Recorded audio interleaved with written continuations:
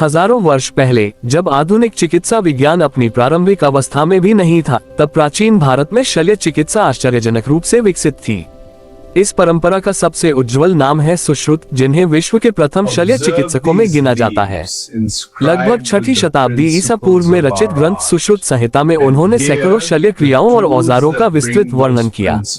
यही ग्रंथ आज प्लास्टिक सर्जरी के इतिहास का एक महत्वपूर्ण आधार माना जाता है। उस समय भारत में नाक काटने की सजा प्रचलित थी और ऐसे लोगों के पुनर्निर्माण के लिए सुश्रुत ने नाक की पुनर्रचना की एक विधि विकसित की।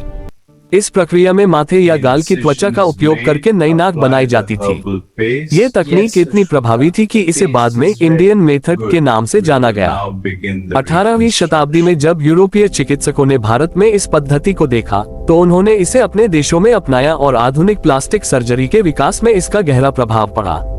सुश्रुत संहिता में केवल नाक ही नहीं, बल्कि कान की लोब की मरम्मत, घावों की सिलाई, हड्डियों की स्थिरता और विभिन्न प्रकार की शल्य प्रक्रियाओं का व्यवस्थित विवरण मिलता है। इसमें लगभग 300 से अधिक शल्य प्रक्रियाओं और 100 से अधिक शल्य उपकरणों का उल्लेख है। ये दर्शाता है कि उस समय शल्य चिकित्सा केवल अनुभव पर आधारित नहीं थी, बल्कि सुव्यवस्थित ज्ञान और प्रशिक्षण की परंपरा पर टिकी हुई थी। विद्यार्थियों को पहले फलों, सब्जियों और कृत्रिम मॉडलों पर अभ्यास कराया जाता था, ताकि वास्तविक शल्य क्रिया में सटीकता बनी रहे। प्राचीन भारत की यह उपलब्धि केवल चिकित्सा तक सीमित नहीं थी, बल्कि यह मानव गरिमा को पुनर्स्थापित करने का प्रयास भी थी।